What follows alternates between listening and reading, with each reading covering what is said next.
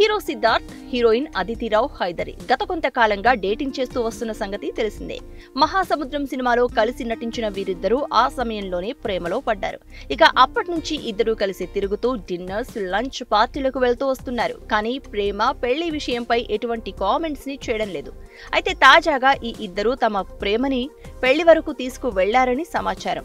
ఎవరికీ తెలియకుండా వనపర్తిలోని శ్రీరంగపురం టెంపుల్లో ఈ రోజు ఉదయం సిద్ధార్థ్, అదితి సీక్రెట్ గా పెళ్లి చేసేసుకున్నారట. ప్రస్తుతం ఈ వార్త నెట్టింట వైరల్ గా మారింది. అయితే ఈ పెళ్లికి సంబంధించిన ఫోటోలు, వీడియోలు లాంటివి ఏమీ బయటకు రాలేదు. దీంతో ఈ వార్తల్లో ఎంత నిజముందో అనేది తెలియడం లేదు.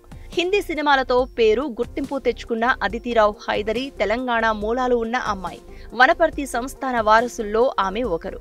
అదితి తల్లి విద్యారావు హిందుస్థానీ క్లాసికల్ సింగర్. ఆమె వనపర్తిలో జన్మించారు, అక్కడ పెరిగారు.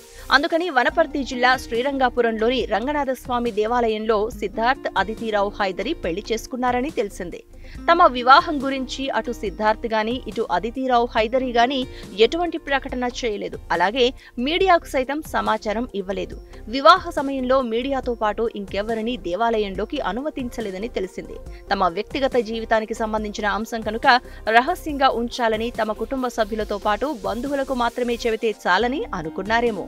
సిద్ధార్థ్, అదితి రావ్ హైదరి కలిసి మహాసముద్రంలో నటించారు. ఆ సినిమా చేసేటప్పుడు ఇద్దరి మధ్య ప్రేమ చిగురించింది. కొన్నాళ్ల పాటు వాళ్ల ప్రేమ విషయం ఎవరికీ తెలియలేదు. కానీ ఇద్దరు జంటగా కెమెరా కంటికి చిక్కడంతో అసలు విషయం బయటకు వచ్చింది. అప్పటి నుంచి అందరికీ తెలిసింది. కానీ సిద్ధార్థ్ మాత్రం తన నోటి నుంచి ఎప్పుడూ చెప్పలేదు. ఇటీవల ముంబైలో ఒక రెస్టారెంట్ నుంచి బయటకు వచ్చినప్పుడు అదితితో పాటు కెమెరాకు ఫోజులివ్వకుండా వెళ్లిపోయారు.